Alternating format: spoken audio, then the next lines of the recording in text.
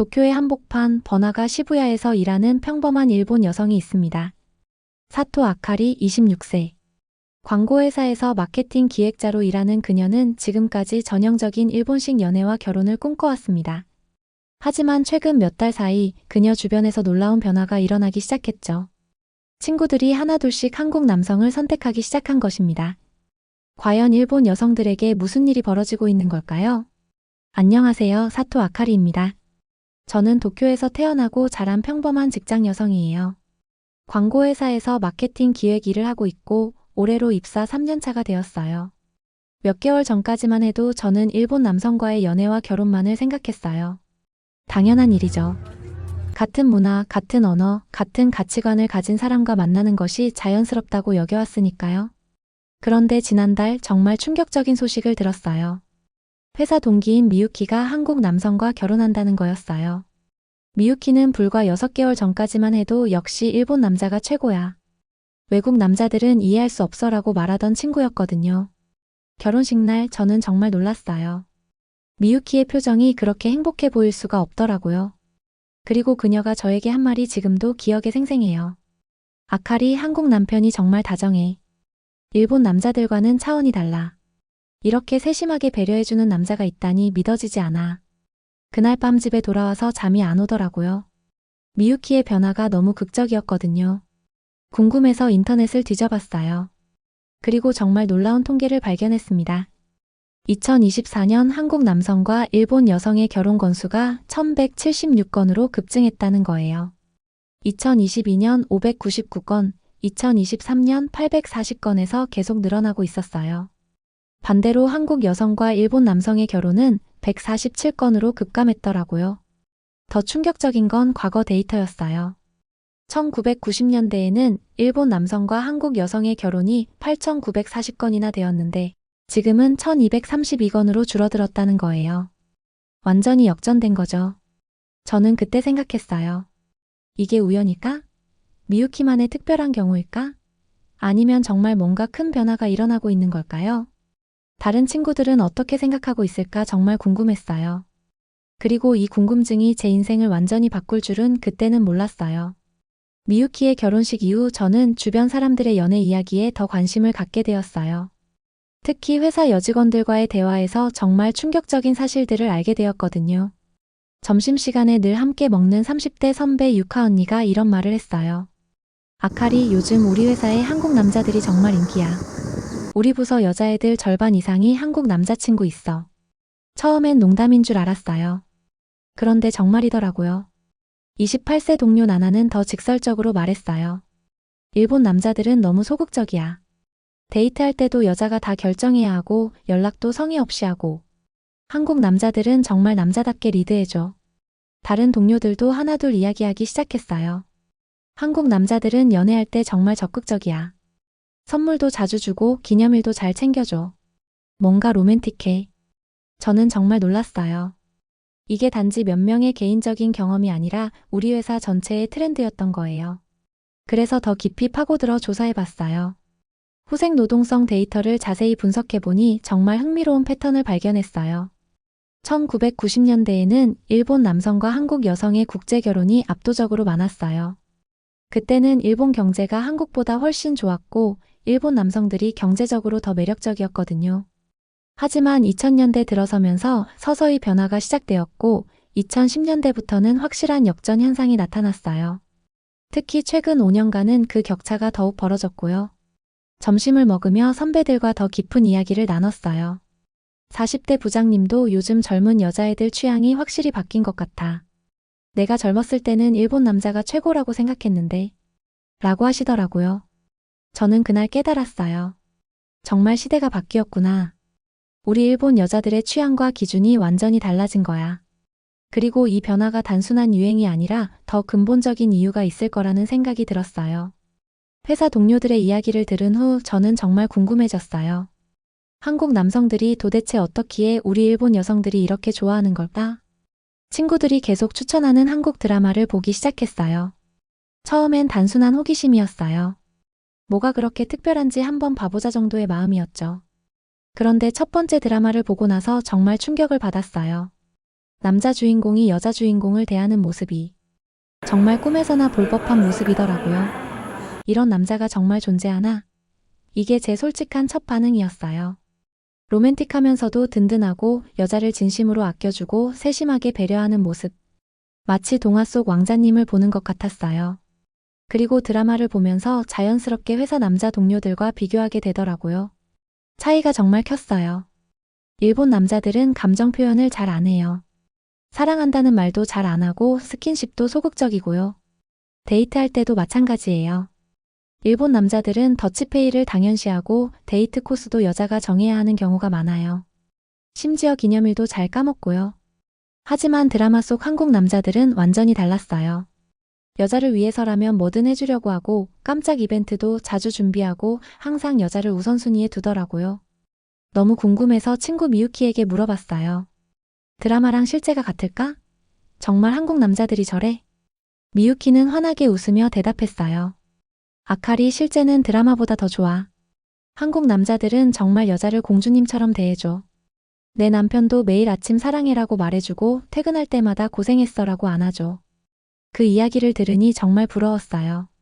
제가 지금까지 만난 일본 남자들 중에 그런 사람은 없었거든요. 그날부터 저는 한국 드라마에 완전히 빠져들었어요.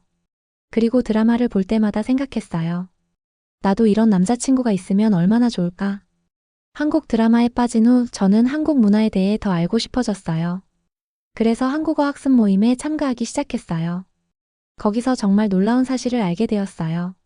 한국의 경제력이 생각보다 훨씬 강하다는 거였어요.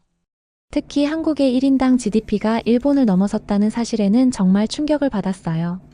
모임에서 만난 한국 거주 경험이 있는 일본 여성 사치코 씨가 이런 이야기를 해주었어요.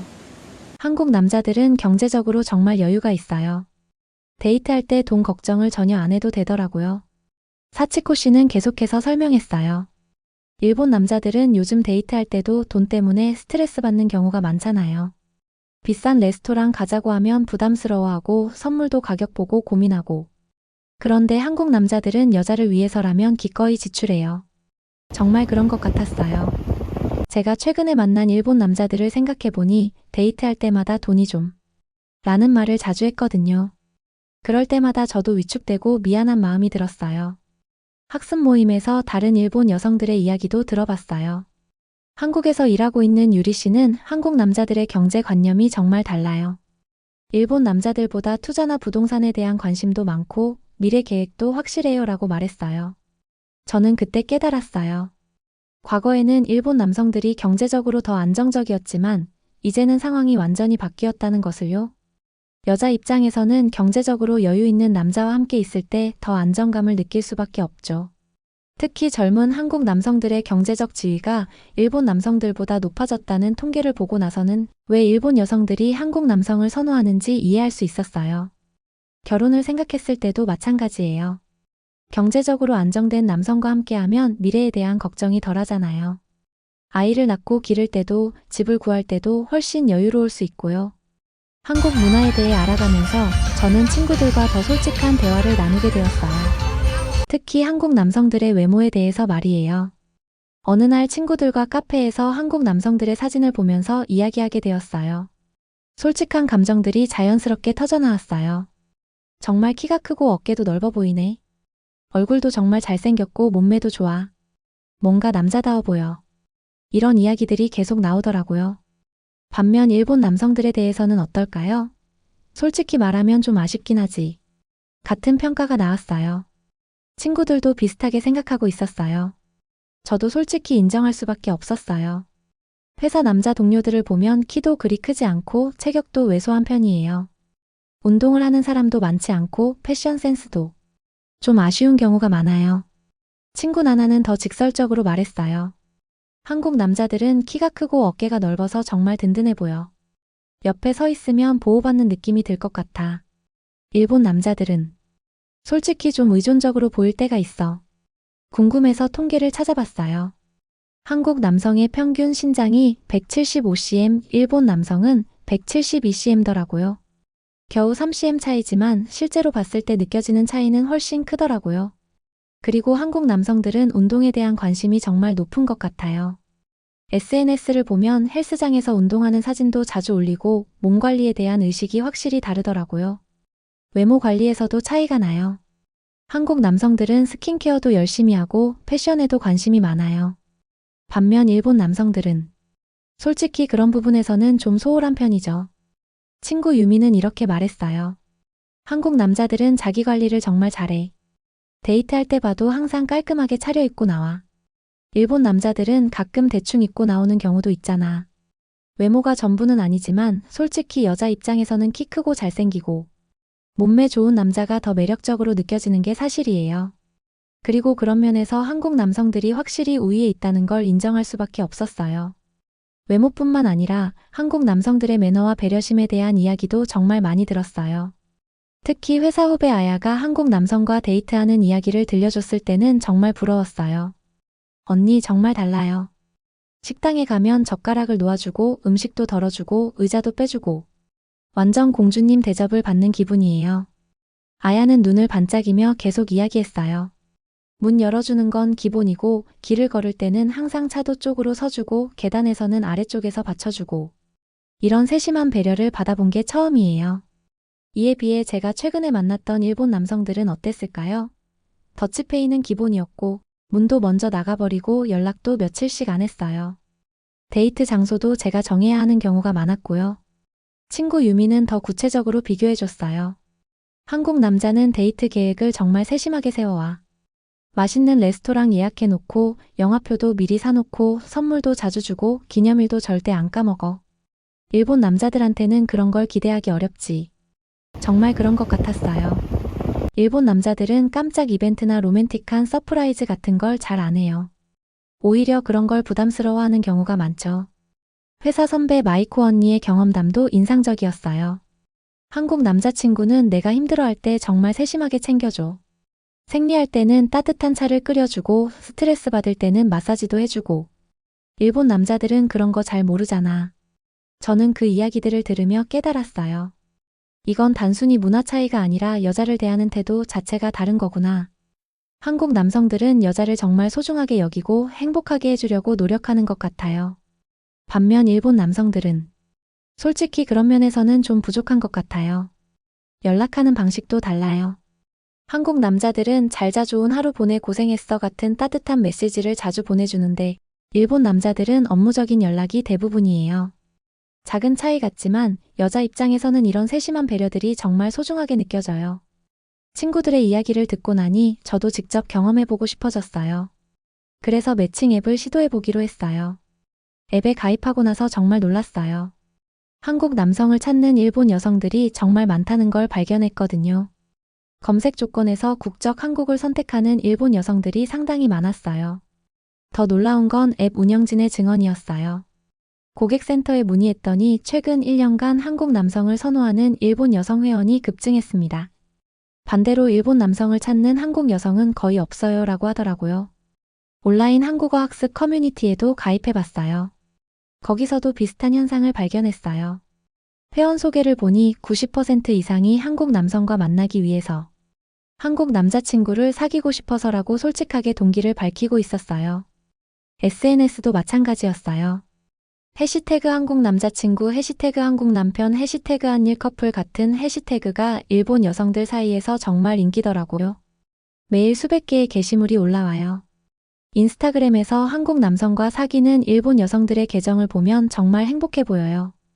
댓글도 부럽다 나도 한국 남자친구 갖고 싶다 어떻게 만났어? 같은 내용들이 가득해요. 유튜브에도 한국 남자친구와의 일상 한일 커플의 데이트 같은 콘텐츠들이 정말 많고 조회수도 높아요. 일본 여성들의 관심이 얼마나 높은지 알 수 있어요. 온라인 커뮤니티에서 다른 일본 여성들과 이야기해보니 모두 비슷한 생각을 하고 있더라고요. 일본 남자들에게 실망했다. 한국 남자들이 더 매력적이다. 기회가 되면 한국 남성과 만나고 싶다. 이런 의견들이 정말 많았어요. 저는 그때 깨달았어요. 이건 나만의 생각이 아니었구나. 일본 전체 젊은 여성들이 다 이렇게 느끼고 있었어.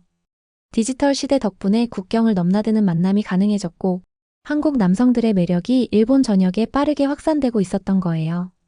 지금까지의 모든 경험과 깨달음을 정리해보니 저는 솔직한 결론에 도달할 수밖에 없었어요.